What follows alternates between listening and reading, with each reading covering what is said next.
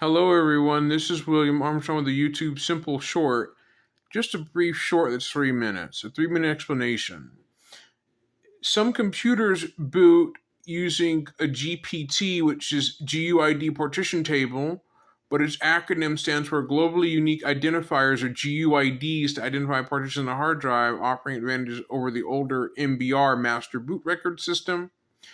UEFI uses GPT, GUID partition table globally unique identifiers. It uses GUIDs for GPT-based hard drives that are UEFI. That's what it is.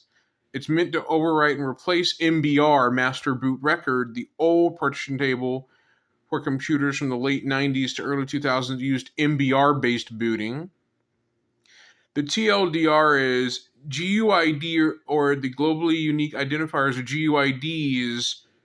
Well, those actually require an ESP partition on the hard drive, a FAT32 ESP partition for Windows and Linux to boot if you're installing in UEFI mode. It does need that. The Debian GNU Linux distribution requires that for UEFI. But for MBR, which is master boot record, no.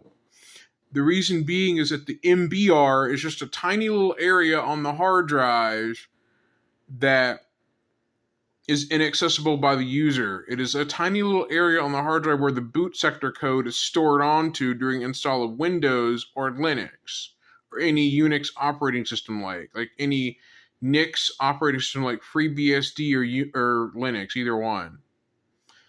But this Mac Mini boots in a weird way. It has no BIOS screen, so to boot from it to hold Alt when you power it on a Windows keyboard, or the Option key directly on Mac keyboards, but it's mostly an Alt key on Windows, which is the command button for Mac, Option for Mac, but it's usually Option, the Alt key.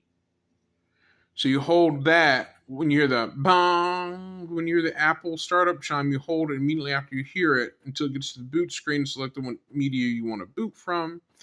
Debian did make a specific media called Debian Mac, a CD designed to install in 2012 and Intel-based Macs to boot Debian from.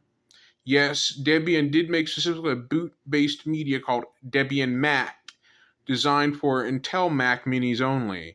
I'm not too sure about ARM-based Apple Mac computers, because ARM-based Apple Macs use ARM software directly.